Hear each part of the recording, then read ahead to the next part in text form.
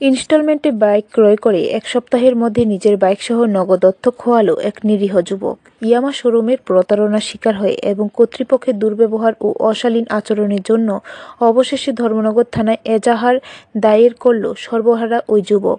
ঘটনা গত শুক্রবার দুপুরে। জানা যায়, চুরাইবাড়ি থানাধীন পূর্ব চুরাইবাড়ি পঞ্চায়েতের মনোহর আলীর ছেলে হোসেন আলী চলতি মাসের গত 21 তারিখে ধর্মনগর ইয়ামা শোরুম থেকে বাইক ক্রয় করতে যায়। তখন ওই যুবক জানায়, স্বল্প ডাউন পেমেন্টের মাধ্যমে সে ফাইন্যান্স করে ইনস্টলমেন্টের মাধ্যমে বাইক ক্রয় করতে চায়, কিন্তু তখন তার আধার কার্ড ও ব্যাংক অ্যাকাউন্টে ভুল থাকায় শোরুম কর্তৃপক্ষ তাকে 10 দিনের সময় দিয়ে বলে এর মধ্যে সবকিছু ঠিক করে দিলে হবে, অন্যথায় ওই দিনই তারা 35,400 টাকা জমা রেখে বিনা ফাইন্যান্সের মাধ্যমে তাকে ইয়ামা কোম্পানির FZS বাইকটি তুলে দেয়।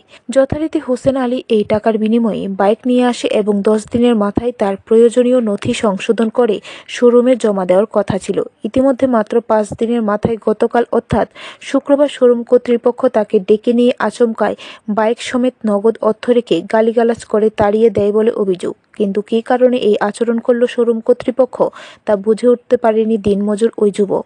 তখন নিরুপায় হয়ে সে সুষ্ঠু সমাধানের আশায় ধর্মনগর থানায় লিখিত একটি এজাহার দায়ের করে শোরুম কর্তৃপক্ষের বিরুদ্ধে।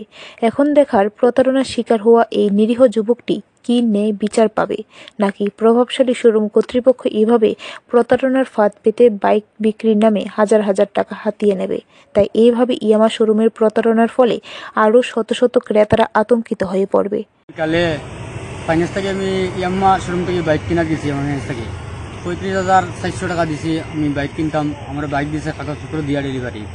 তারপরে আমার অ্যাকাউন্টে একটা সমস্যা আসলো, ওটার লাগে 10 দিন সময় লিয়েছি। তারা 10 দিন পরে দিব, দেওয়ার পরে কইছে তারা ঠিক আছে 10 দিন পরে দিও। আজকে সকালে আমার ফোন করে কইছে একটু শোরুমে আও, একটু মানে প্রবলেম আছে, আইয়া তুমি 4,500 টাকা ডিসকাউন্ট দিয়া এই কাটিয়া আমি তোমার বাকিটা ডাউন পেমেন্ট তুমি বাইকটা দিলাও কই আমার নিচে।